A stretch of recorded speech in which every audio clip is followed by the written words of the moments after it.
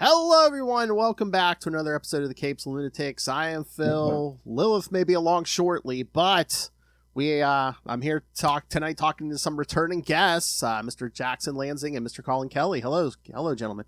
Hey, howdy. Hey. Thanks for having us back, Phil. Yes, I mean, we've been talking about it for a while to have you two back, but I know the thing that really hit me in Lilith's sweet spot that we're like, we have to talk to them was Venom War Spider-Man. Oh, nice. Right Awesome. Yeah.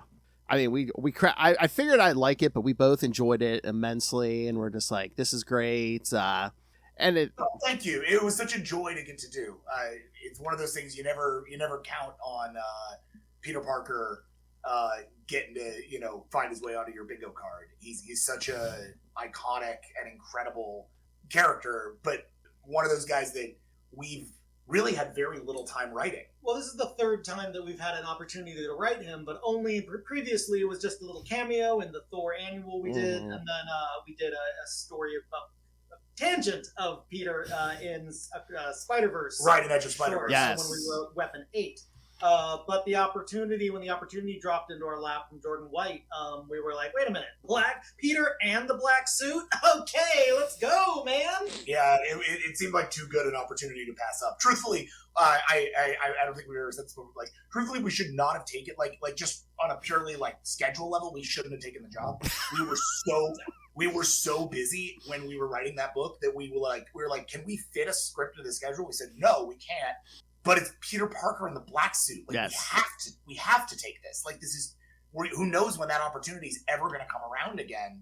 And it's, we love writing best friends. So for us, it was such a great opportunity to take a theme that we love writing and that is very true to life for us about companionship and bonding and how friendship works and how male intimacy works and how to talk about that and then bring that through this character who has such a, who every time we've gotten to write him, the voice has just flowed so naturally and felt so on target. So I don't know, man. We really, I'm so happy people like it. Oh, yeah. You never know when you're writing an event book if anybody's gonna even encounter it, especially when the event's by Al. He's an incredible writer. So it always felt like best case scenario, you're playing kind of second fiddle to this incredible Wild Al book. Yeah. But it's been really nice. We've had a lot of Spider-Man fans reach out and tell us how much they've enjoyed it, or when they're not, telling us about Paul. And it's that's what I was gonna bring up, the Paul thing. Yeah, I know. So I saw people weren't happy about that. I mean, I love the marriage too, but it's like you kind of have to go with what the Amazing Spider-Man book gives you. Yeah. As with anything, with any big franchise, Spider-Man or Batman or anything, it's like you have to go with what the main book gives you. Yeah, and Zeb is in the middle of a legendary run. Yeah. It's Zeb's doing a thing. Let the man cook. Yeah, Zeb's doing a thing. He's been doing a thing for a long time. He's nearing his landing zone on it. The last thing that we can do is get in there on the landing zone and muck with it. That's really not an appropriate thing for us to do because we are coming in as guests on this character and trying to tell a cool story that doesn't become so crucial for what Zeb's doing that Zeb should have done it. And he's a friend, we all live in LA. We know Zeb. We hang out at shows. We share a rickshaw at Comic-Con. That guy and us are. If we screw with his stuff, he'll know. He can find us. Yeah. His assistant is good friends with me. So I was like, we're not here to try to muck around. Instead, what we really thought was cool was it was a great opportunity to take what Zeb was building with Paul and MJ, which has been so divisive in the fan base and been and so hard for Peter, and turn that up to 11 because Venom doesn't know any of it. Because Venom can roll into that and can effectively be a voice for that quote unquote fan that comes in and is like, wait, somebody took your girlfriend? Peter, come on, Peter. What a dork. What's going on? And that was, I thought, really lovely because it meant that Peter had to be in the position of defending Paul and MJ. A thing he doesn't really like to do and probably doesn't want to be doing. But to be a good person, to be a responsible person, he has to be because I think the genius of Paul and the genius of what Zeb is doing is that Peter Parker is exactly the kind of character who would understand how toxic a behavior it would be for him to continue to pursue MJ despite her choices. that like because she has made choices and he has chosen to respect MJ's choices, and so as a result, that puts him in a really sad, put upon, very Spider-Man position, which is great. Right, that's the best thing about Spider-Man. That's exactly where Spider-Man should be. Oh yeah. Peter Parker should be sad. I mean, it's unfortunate, but it is kind of true. Yes. I mean, that's the tightrope you guys are walking too. It's like you kind of have to honor what Zeb's doing, and then Al's writing the book on Venom War, so it's like you kind of have to walk two lines there. So we're not the bosses here. Yeah, but in the best case scenario, we're the Ringo here, right? Like, and that's fine. There are places where we're not, right? Like on Star Trek, we get to be John and Paul. Like that's fine. We can't even be George. We'll be George. We'll be George on this one. Considering how weird issue 3 gets, and I genuinely do not even know what issue is out so far. Two just came out. Yeah, so when issue 3 hits and when issue 3 does land, that was really the whole ball game for us. Like, yes, Peter is rad. Venom, love that dirty boy. But when we latched onto the idea of what we could do for issue 3, that was the hook. That was like, well, this is a story that can only be told once. It can only be told right now, and the fact that we get the chance to do it was too good to pass up. And I think because of issue 3, we get to be the George. I think that's true. Well, and it's interesting because of that, because of things in issue 3, I think the other reason why I think maybe the George thing is relevant, there are beats in 3 that actually changed the way that Al was writing the event. There's some writing in 3 that Al lifted and is in Al's book. Oh wow. So you'll read Al's book and you'll read some stuff that Collin and I wrote. And that's like it's a huge compliment for us to be like, oh, like you actually changed your thematic because you read issue 3 and went, oh, that's cool, I can use that. Like, it's not like we're just drumming in the background. He heard us play sitar and was like, oh, let's put some sitar on the track, which was very cool. Yeah. Like and you know, Al is he's a writer we really, really admire. Like you could put if you put a board of like our modern influences out there, like Al's extremely high on it. So it's been a real honor to get to come in and write this particular part of this event for him. And then to have him turn around and say like, oh, I like this bit of it. Let's graduate that to the main book and make sure that it echoes. That was really beautiful. Well, yeah, that's what I was going to ask you, because it seems like this book is the most closely tied to the tie-ins to the main book. So I was going to say, do you know all of Al's secrets? But it seems like there's a free flow of ideas back and forth. So are you like, okay, here's what we're doing in 3, and he's like, oh, I like that. So you know how the X Office worked under Jordan White? They had the Slack channel, right, that everybody was on, where everything was shared. Oh, okay, yeah. All the X writers were slacking. There's a Venom Slack. So we're all on a Venom Slack. Like, if I need to ask Al a question, Al's right there. Every script that comes out from any of them. So when Erica finishes a script, or Tim Seeley finishes a script, or Sana Prasada finishes a script, like those all go into the Slack. We all read each other's scripts. Like we know, similar to what's going on in the X Office for us, right? Like we're in with Gale and Jed and all of them on the X Discord. There's a Slack for Venom War that allows us all. It's called Simberwrote. And it's very good for exactly this. So, nice. Okay, I'm going to ask you a question. You're probably going to be like, oh, we couldn't answer that even if we knew an answer. So is this series kind of, do you think it's a test run to say, hey, you know, this Peter Parker could use a symbiote again on a somewhat permanent, again, nothing in comics is permanent, but on a somewhat permanent basis? You know we can't answer that, my guy. Yeah, Good zero try. comment. Good try, but we're just gonna dance right on past that one. Okay. I will say, I think what is cool about this book is that if it is the last run for Peter in the suit, that's what we're treating it like. Like, sort of to answer your question by like flipping it, right? When we approached this, it was very much with the understanding that if he does, you know, again, depending on how Venom War ends, which when we started it, we weren't even entirely aware of. Oh, wow. When we know that at the end of the day, this could be the last time these two guys are in the same body, effectively. Like, this is the only time that we know that Venom is going to be on Peter and Peter is going to be wearing Venom. So this seems like a really exciting opportunity to write that as if it was the last time that those two guys were to meet. And that's why the book is kind of, it's why it's in 4 parts. And it's why issue 3 is what issue 3 is. We've sort of danced around it, but it is solicited. So, yeah, I think we can say what it is. And it's on the cover, so I think it's relatively clear. Do you want to Yes. pitch it? It's like 5 words. Issue 3, Peter Parker, King in Black. Oh, yes. I did see that. Yes. So given that, it felt like a really good opportunity for us to say, okay, if we're going to take you all the way to the extreme of like what it would be like for Peter to become the King in Black. Mm-hmm. We also really need to look at like what it's like for Peter and the suit to evaluate their relationship and what it means. So each issue is called We Are Something. So it's like issue 1 is We Are Brothers. Mm-hmm. This is very much about these 2 guys reuniting and realizing like, oh, we really are good together. We're actually like really good. We've both done a lot of like growing. Yeah, and now we're like working together really, really well. The second one is called We Are in Love. Not in love with one another, but in love with Mary Jane.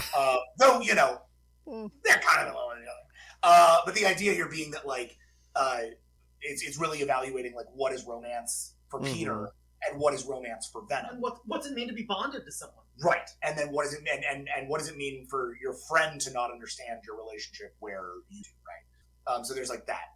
Then there's We Are Kings, which is issue 3, which is all about dissecting, like, okay, at the very, very height of our power, what are we? What does it mean to have that much power with that much responsibility? Yeah. And what does it do to Peter Parker? And then 4 is called We Are Venom. Because it is very much about what it means to now evaluating all of this. Are these good things? Are these bad things? Is this a good relationship? Is this a toxic relationship? Like, what is this friendship? Oh, my cat has decided that she's going to be a part of it. What that was for anybody listening and like, oh, I hear a cat. Yes, they got Venom Horse. We are bringing in Venom Cat. Yes. I guess we have Sleeper. Yeah. Who is the best boy? Let's be clear. Oh, and on behalf of my whole team, I would like to thank you for putting our favorite punching bag for Spider-Man in this story, the Hobgoblin. Thank you very much. Happily. Yes. Honestly, seemed like a great opportunity. Not only because he is an excellent punching bag, and because Zeb has been using him a bit, but also because he is actually one of the primary villains of Black Suit Spider-Man. Like, for Spider-Man during the period back in the day, the Black Suit, Hobgoblin was like ascendant as a character. Oh yeah, that whole mystery was good. Yeah. So it was a nice way to just be like, oh, these guys are already on the same page. They already know what a Hobgoblin is. Plus, I still remember being like, I don't know, being like, what, 12 or 13 or whatever, cracking open a pack of cards and picking up, who the hell is that? I know Green Goblin. Like, what the hell's going on, guys? So it was just a really cool full circle moment to be like, this is one of the original Peter Parker stories that I fell in love with. These are some of the characters that really kind of started that journey. It was cool to come full circle. Plus, Roderick, a fashion designer all about suits. So it really felt, simpatico. Not that we got to play that thematic a lot, but it did feel thematic. In my head, he's being very critical of the couture. Black's always in style, right? Yeah, exactly. Always looks good in black. I was gonna say, I think we should. I don't know if I should ask you about some of your other books. You know what else I've been loving? Outsiders. Thank you. Yeah. Very different book. I'm just like, I don't know. You know what? I'm enjoying it, but every issue I crack it open and I'm like, I don't know if I'm smart enough to be reading this. You are. Okay. You are. Everybody is. I think when issue 11 is done, I hope it's readily apparent that all of the ideas stuff in that book is really just to get you to an emotional. Like, I think I think the goal is not to land a big intellectual framework. The goal is to move. That's always what we're trying to do. We're never really trying to I think it would be pretentious for us to come in and be like, we're trying to communicate ideas. Like, most of the ideas in Outsiders are ideas from thinkers who came before us. Yeah. They're ideas from Grant Morrison. They're ideas from, to some degree, Warren Ellis.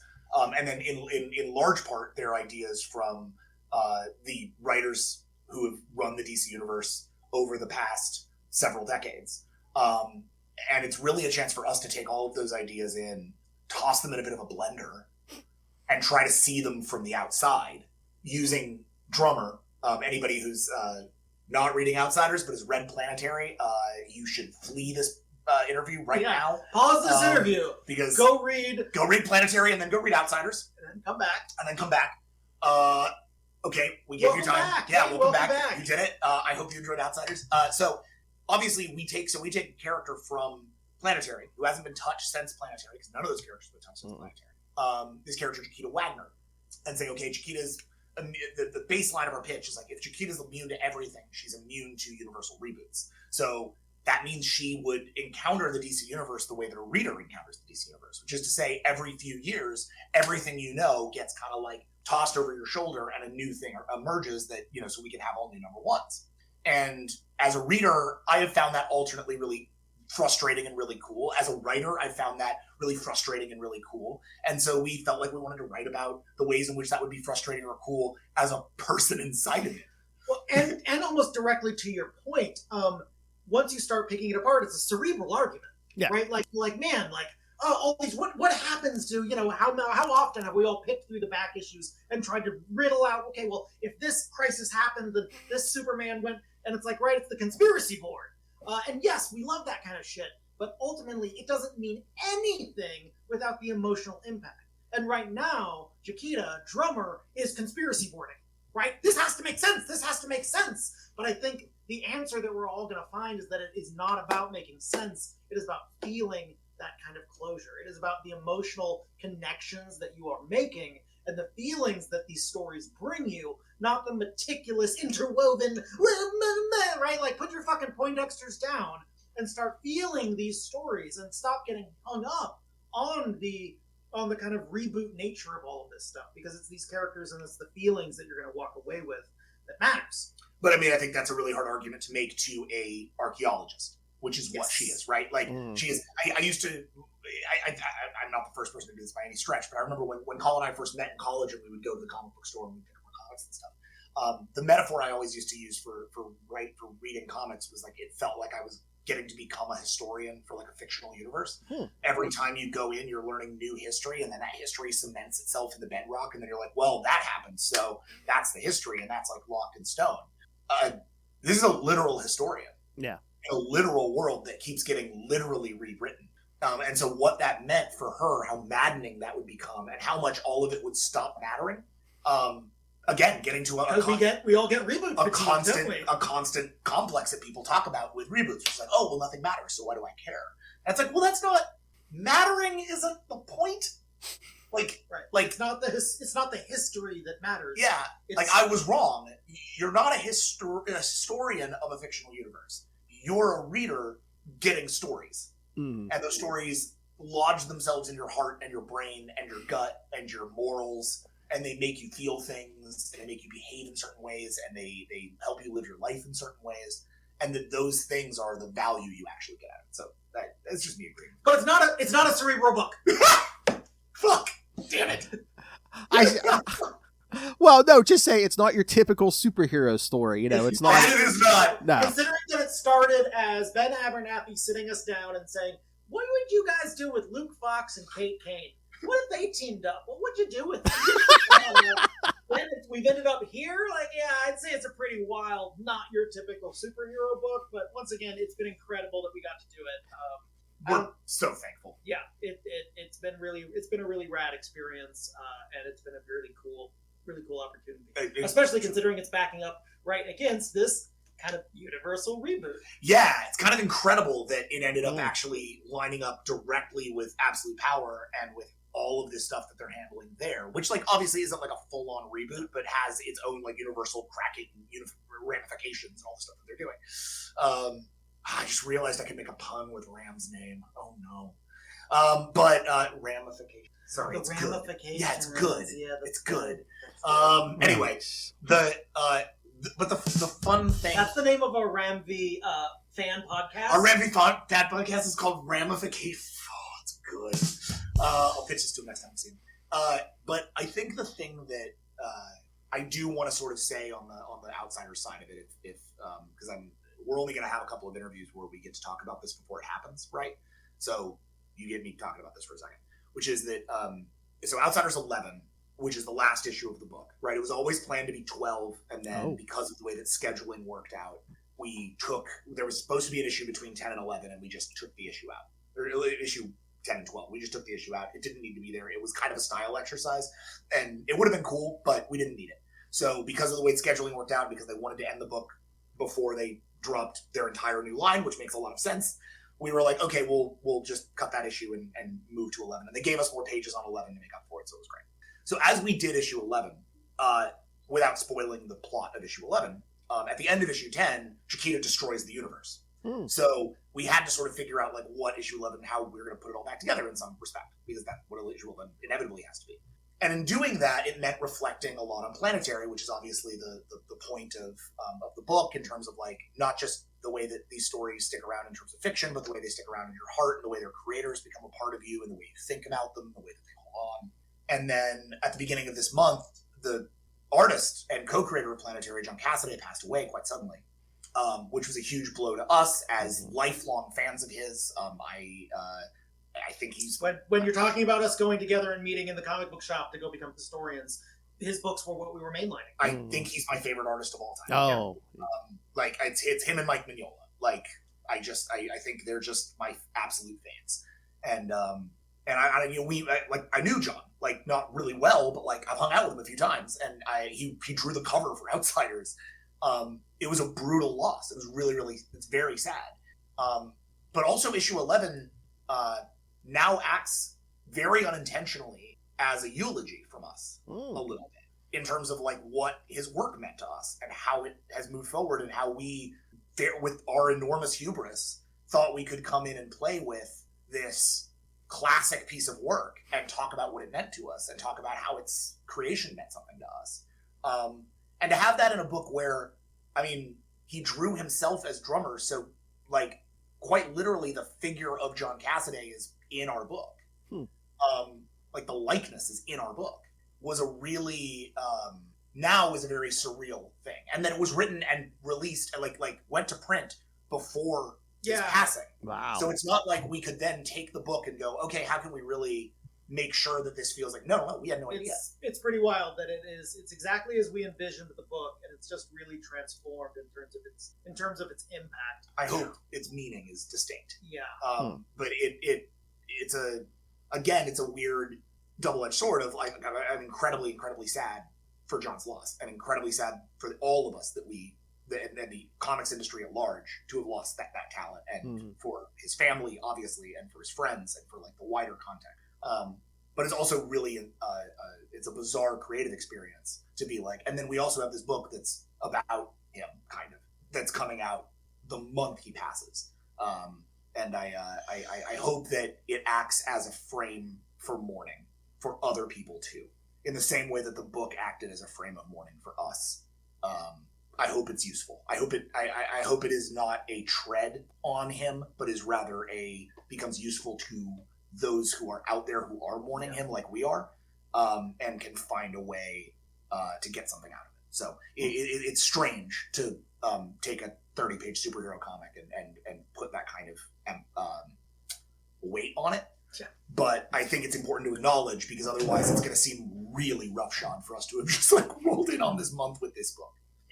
I assume they're going to collect your Outsiders run. Would it be possible? Would they let you write like some kind of like intro or something for a collection and like just talk about John Cassaday? I hope so. God, that'd be amazing. I hope so. We'll see. I know the first trade is in progress. DC's trade program takes a little bit, so we'll see how it all sorts out. But I'll write something on socials day of. Like, I'm going to put out a bit of a statement to try to be like, just for anybody who wants context on this, here's what's going on.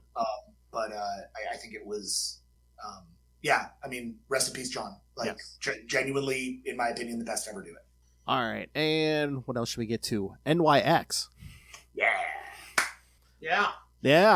Our far more lighthearted child. Talk about mourning. It's our very positive funeral for Krakoa. Right, actually, also mourning for Krakoa. The wake of Krakoa is kind of how we like to think of it. But a real return to our kind of youthful joyride pop punk roots. Once again, the things that we were kind of bonding over back in those comic shops were New X-Men and Young Avengers, runaways, right? All these stories about young people who've been really displaced from the world, and getting the opportunity to circle back around on that in this brand new age of X-Men. I mean, once again, just like Spider-Man in the black suit, when you get the chance, you got to go to bat, right? Oh yeah, definitely X-Men. Oh yeah, and like basically starting on like a fresh like new take it the pre-Krakoa and stuff. And when there's always multiple X books, so it's like, do people fight over who gets who and whose book, or is that decided beforehand for you? Yeah, or? Okay. It's okay. So the beautiful thing about the X Office is that X Office editorial is handled by Tom Brevoort, who's, I mean, best who ever did it. Yeah, like just like I was saying about John. Like, I mean, he's the best to ever do it. Like, he is so good at this. He's been doing it longer than any person alive. He has a not X-Men specifically, right? Avengers, but Marvel Comics specifically, right? And he has been doing a brilliant job. Like we were raised effectively and fell in love with the Marvel Universe during his tenure on Avengers. So, and we were his first. Our second book, our first ongoing at Marvel, Captain America. Yes, he was editing kind of along with Alana Smith. He edited Kang. And you don't know notes until you get Tom notes. Yeah. He doesn't care about your feelings, particularly at all. But like, you don't need it. It's like welcome to the big boys table. Like, pull up your pants and get ready for war. They're not mean at all. And he will not give you a note unless he needs to give you a note. Yep. Oh. Otherwise, he'll just not say anything. Yep. And occasionally, very occasionally, Tom will tell you that something is good.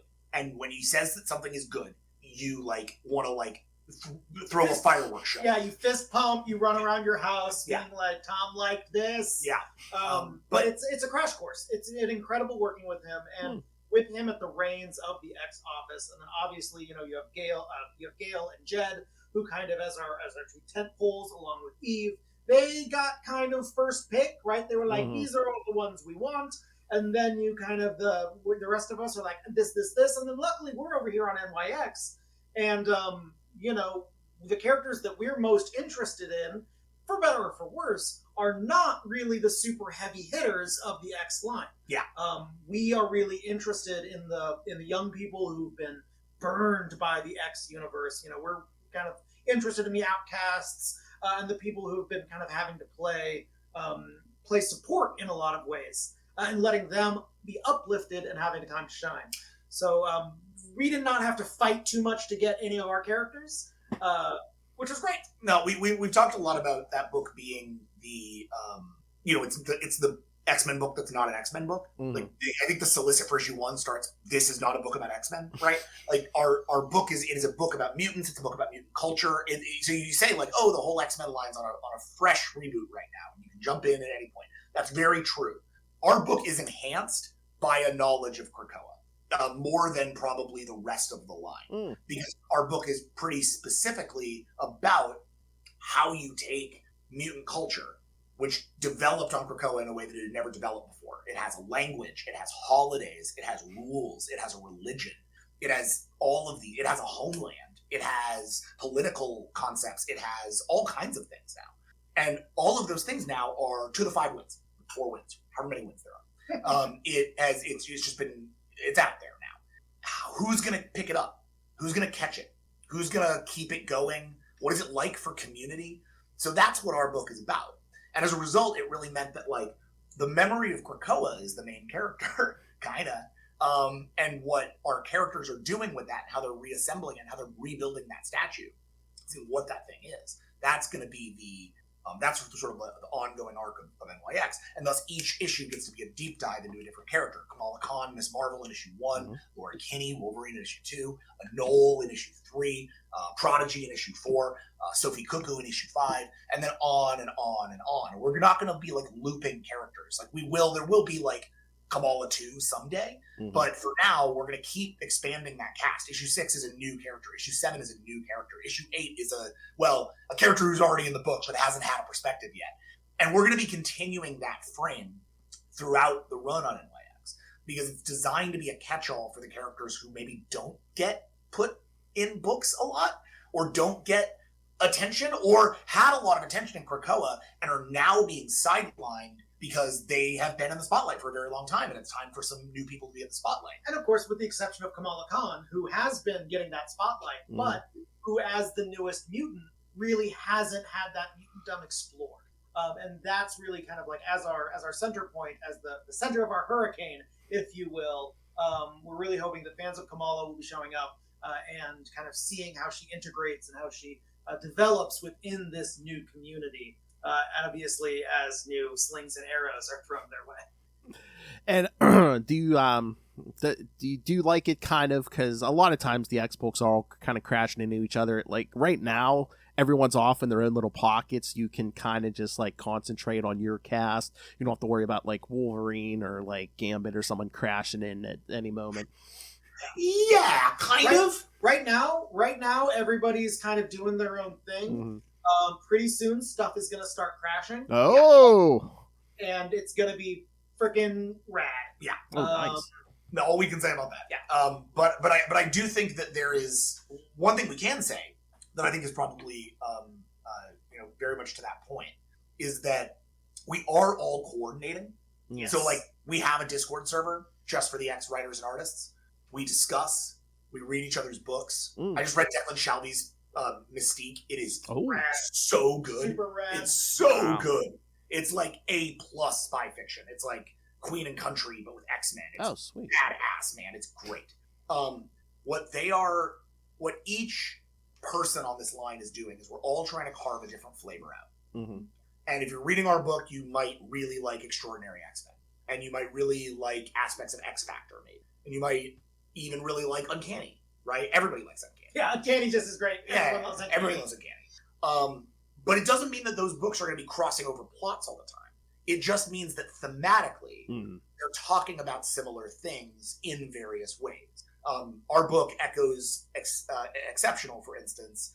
Exceptional is a book about Kitty Pryde mourning Krakoa, but meeting 3 mutant characters, young mutants, who don't know Krakoa, who weren't there, who have no experience being that, whose only experience being a mutant is like extremely recent, and who live in human society. Our book is about all of these characters who only know human society as a place of where they're unwelcome because they've been on Krakoa, now coming back and having to reintegrate into that society. So of course there are things that our characters have to teach the characters in Exceptional, and that the characters in Exceptional have to teach us. But that doesn't necessarily mean that Axo is going to be finding his way over to our book, or that Kamala Khan's going to be running off to Chicago.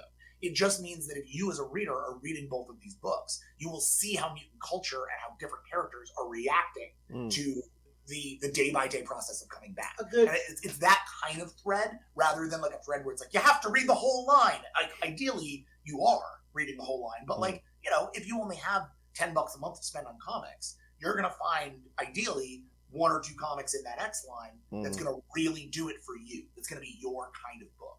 And then that's like, again, the genius of what Tom is building. And that Discord server also allows us to do stuff like you're going to meet David Elaine Prodigy's ringtone is a Dazzler track.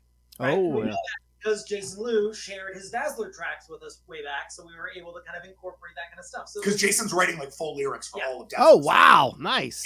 Yeah. That are included in the books. And like Gail's Midnight M that she developed. Yeah. Like there's like there's that kind of, basically it's all about creating a cogent, thematic, connected world and letting each of those stories exist in their own pockets before you start smashing all the toys together. Yes. Because let's be real, we're all comics fans.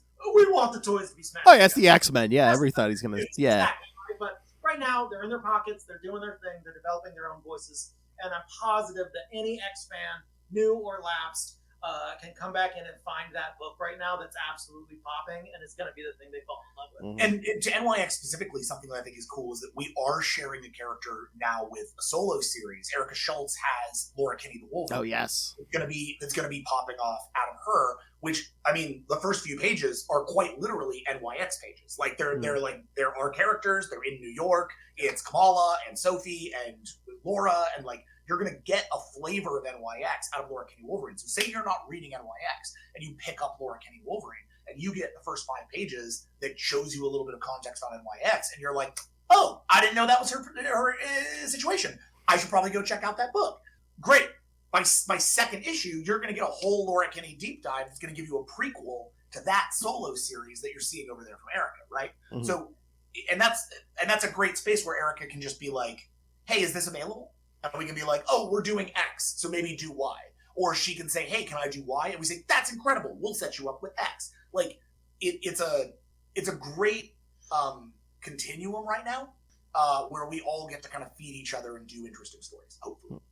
Yes, and in a few days for the next episode, I'm going to be talking to Mark about X Factor. So. Oh, right on. Yes. Yeah. I'm very excited about the book. X Factor kicks ass. I read the first one. I think the second one comes out this week. Yeah. I'm psyched for people to see the long game on that one. Oh. I think there's a real, same way that you encounter with Paul sometimes. Mm-hmm. There's a reaction from the fan base that comes down to like, I killed them all in that first issue, right? Yeah. How dare! Oh, R.I.P. Fire Fist. But Mark has a plan, and that plan is cool. Yeah, trust the master. He doesn't set out without a plan. His work is meticulously thought through. So when you get through the plan, you'll see the whole. And until then, it's really ideally a vibe is to enjoy that ride because you know you are going to land somewhere thoughtful, interesting, political, and not some. It's not some like big shock value killathon book. Like that's not what he's doing. Yeah. But he is making a comment on shock value killathon books in order to make a larger. But as we all know, comics fan notoriously patient comics fans. Look, I've been them too. We should no shame. Yeah, I get it. I mean, it's kind of a compliment. People are enjoying your story, and it's like, well, I want to see where it's going already. Exactly. It's like everybody who's already asking us for a Hellion issue of NYX, and I'm like, just wait, please. There's only 2 issues out, guys. Yeah, there's only 2 issues. You gotta just give us some time. Like we're writing through issue 10 right now. Just like give us a minute. And by a minute, I mean 10 months. But I mean, there was so much stuff since we've talked last time. I mean, I know they're already over, but the collections are probably out there. I mean, like your Guardians of the Galaxy, Captain America, which again, Bucky kind of jumped over to Thunderbolts, which again was great. So, thank you. We're not done with him. Oh yes, that's all I can say about that. But we're not done with Bucky. He's our favorite character in insofar as we've been able. Kamala is my favorite character in the Marvel Universe, but Bucky has become, I think, like favorite nation status for us as writers because he's just been with us since the beginning. Yeah. He's like just one day we'll have a super weird collection. There'll be a bunch of different books, but it'll be like the 15 trade Bucky Barnes saga. It's just gonna be like, we've been writing this guy for 25 years. He was in Devil's Reign, and then he was in Sentinel of Liberty, and then he was in his own little special, and then he was in Cold War, and then he was in Thunderbolts, and then he's in What's Coming Next, and like we're just always playing with this guy and his cat because we love them and we relate to them. Yeah, I mean, I was ready for him to fly in and solve Grootfall. That's like. Trust me when I tell you we thought about it. I know. I can believe it. Because one of my favorite Bucky Barnes runs ever, maybe my favorite Bucky Barnes story, and I get a lot of shit for this from fans, but they know I'm honest about it, is the Alesh Kott, Marco Rudy Winter Soldier run, where he goes to space and spends, I think, 10 issues basically meditating on an alien planet. Like, he doesn't do much. But, I think the beautiful thing about that book is that it's such a great examination of what Bucky's like when he doesn't have to do his, earthbound stuff and he finds a real peace in space. So when we were thinking, look, if Guardians goes long enough, we always had a plan. Who knows who could guard the galaxy? Yeah, we always had a plan for if Guardians just goes for its initial run, we know how we're going to start and end it, which is exactly what we did. But we were like, if the book is some kind of runaway hit and we have to make more, it wasn't, but that's okay. But had it been, I think that would have been a really interesting thing for us to say, well, Bucky can always go to space. He knows people in space. Or we return, let's bring back Gentleman. Can't you see Bucky Barnes and Peter Quill sharing a spaceship, man? Those two would hate each other. Yeah, that does seem like so good. They're real messy. I mean, it makes sense. I mean, just with his convoluted history, I mean, it's built into the character. He's trying to find himself. Who says you can't go to space to try to find yourself? Exactly. Ooh, and Nebula would be so all about his shit. Oh yeah, This makes sense, and I like it. didn't she steal his arm in the Guardians holiday special? He does steal his arm in the Guardians Holiday Special. Yeah, I feel like. Well, I was gonna say Infinity War. Rocket kind of said he was gonna get that arm. Yeah, he did, and he got that arm. Cannon. But yeah, fans out there, they can pick up the 2 volumes of our Guardians of the Galaxy run, Group Fall and Group Rise. It's a full 11 issue. We like to think of it as a maxi series. Yeah. It's kind of unlike anything else in the Guardians canon. But if you are very into Unforgiven as a Western, or that kind of tragic sense of frontiers when it comes to your Western, if you like that sad harmonica music, Yeah. when it comes to your Old West, Guardians of the Galaxy, Group Rise, Group Fall, we're going to break your hearts and we're going to put it back together. Yeah. I really hope someday we get a just straight 11 issue collection of that book. I think that's feasible. They do that enough. I mean, they do omnibuses that are bigger than that. Yeah, they can exactly. do that. Yeah. So maybe we'll grab one of those someday, because I think in trades it's really nice, but it is actually designed as 5 issues, a 6-issue midpoint, and then 5 issues. Like, that's really what it was designed to do. And right now it's 5 issues and then a 6-issue trade. Super tragic cliffhanger. Yeah. And then 6 issues. Yeah, the end of volume 5, you could be forgiven for thinking it's the end of all Guardians of the Galaxy books. It's a weird cliffhanger. Anyway, yeah, we had a lot of fun on that book. It was a joy. And God, working with Kev Walker, like, what a genius. Oh yeah. What a genius. Like, you can give him anything. I think by the end of it, he wanted to murder us because we were making him draw too many trees. He's the only person. He's the only person we've ever worked with who would come back with like full essays in notes on our scripts. Yeah, gave us page by page notes on our scripts. Most times the artists are like, "Cool," and then they either do it or they don't do it. Kev would be like, "I'm not doing this. Here's why." And we'd be like, "Well, fuck, man. Yeah, that's the thing. And if you can make a counter argument, he'll take it. Oh, so if he's like, I don't understand this beat, so I don't want to do it. And then he'll be like, well, Kev, here's what we mean by it. Here's the thematics, and here's what we're doing. And like, does that work? He'll be like, oh, okay. Well, then you shouldn't execute it that way. You should do it this way. And it's like, yeah, dude, agreed. Go. You're great. Yeah. Like, he's a master. Incredibly collaborative, but yeah. it's fun to work with someone who loves the sound of their own voice as much as we do. I'd work with him again in a heartbeat. In a heartbeat. It was a joy. Yeah. If you ever said anything else out in space, Guardians of the Galaxy, or if Bucky gets out there, can I just throw this suggestion out? Quasar. Yeah. Quasar. Okay. Yes, thank you. Okay. He was in Al's run. Come on. Yeah, he's in Guardians 11. Yes. He's in the last issue. We need more. We need more. Got a little Quasar. Little bit. Yeah, need more. A little bit of Quasar. Yeah. Love him. Love the character. Yeah. All right. That was the truth about a lot of that. Is like, we love a lot of those characters. It was just and I know that like a lot of the fans got really mad at us that we like killed off all the Guardians for 10 issues. But like, it had to go that way. That was a mandate. There wasn't. It's not like there was like a lot of option there. The team had to look something like the team from the movie, because that's how this stuff synergizes. It just is, unfortunately, but it is. And then on the flip side of that, we were doing a book about loss and the things you lose, and we knew that was true because we were writing about something we were dealing with at the time. So it was only right that the book be about a stripped back version of the group that had lost everything. And so then it really was a question of like, okay, well, do you center Quasar in that story? Do you center Final Veil in that story? Do you center Moondragon in that story? Probably not, and that's largely because those characters are so powerful. Yeah. If you put them and Prince of Power and like Hercules on this team, they don't feel like put upon Western characters. Scrappy.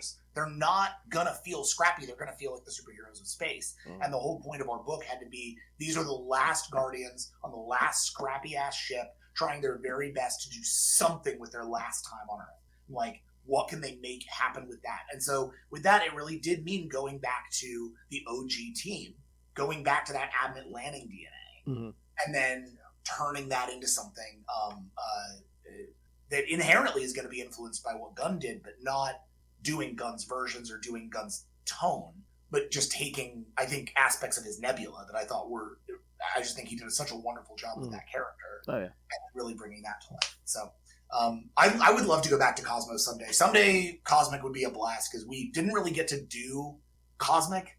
We got to do like a Western. In Cosmic. Mm-hmm. Yeah.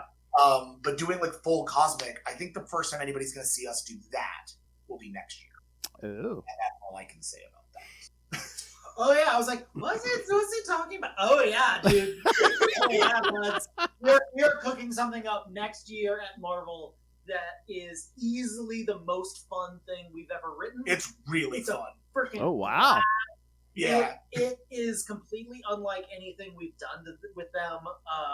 And it is... It's like closest maybe to Kang, but it's like not at like all like Kang. Our Thor annual. Our Thor annual, maybe. Yeah. But it's like... Big, heavily, epic, cosmic story. It's going to be really cool. I'll just say I love Dragon Ball Z growing up. Oh. I think there's an incredible wealth of like fight anime out there that's just really big and awesome. And violence is never the answer. But when Akira Toriyama does it, it just look really, really cool. So it's going to be a total blast, and we're really excited. But then we can't say anything more. Yeah, I can't say anything else about that. Yeah, we got a lot of Marvel stuff that hasn't been announced. Yes, we do. You heard it here first, kids. Collin said Marvel is getting Dragon Ball Z. You heard it here first. There you go. Yeah, breaking it. Marvel's DBZ. Dream. All right, before I let you guys go, is there anything else you want to promote? Anything you're working on? Because I know every comic creator's working on 15 things at the moment. Everyone we do. Yeah, I mean, we're working on a lot of stuff. A lot of it's not announced. A lot of it is on the shelves. But the thing I think that we really want to be pointing people towards right now is our creator-owned book, The Principles of Necromancy. The trade is being solicited now. You can tell your local shop that you want it because you do want it.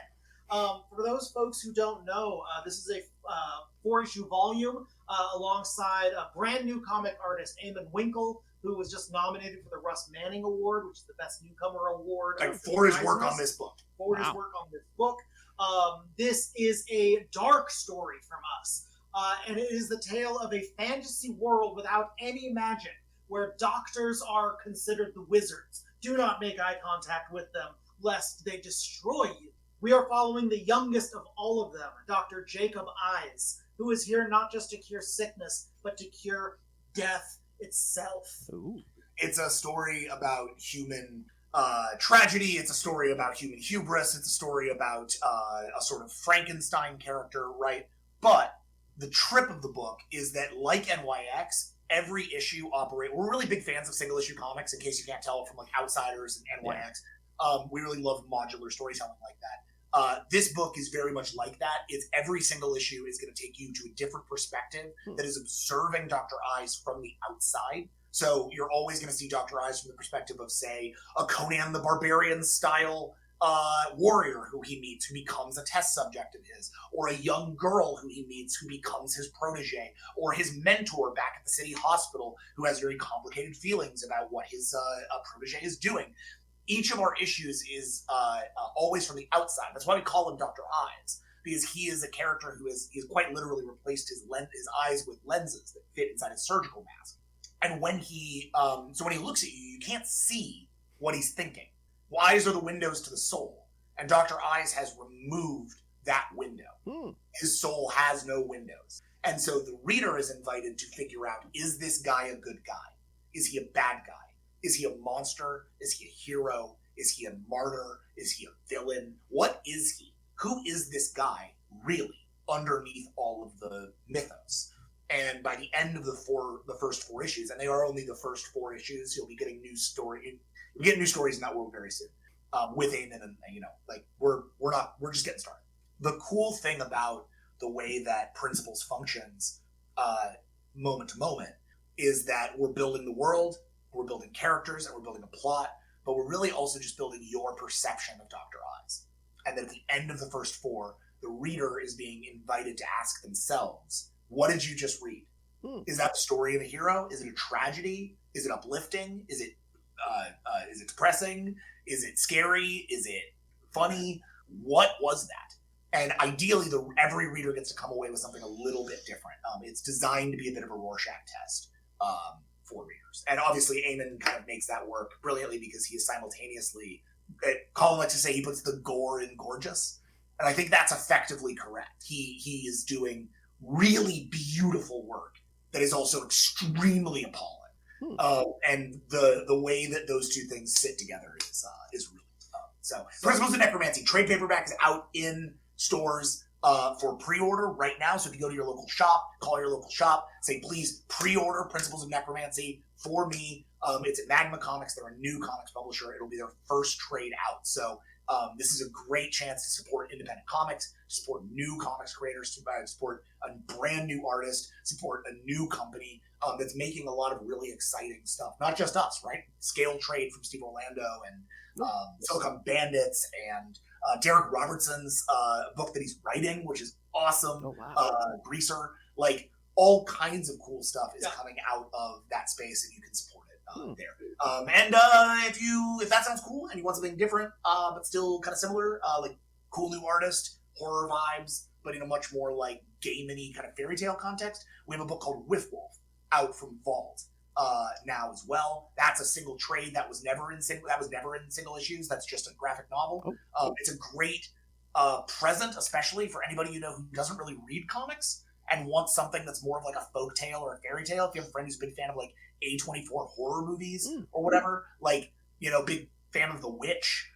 This is or Game of Thrones. Like Wolf is a really great like feminist werewolf take. That was all generated by this artist Dalen Ogden, who is just an incredible artist.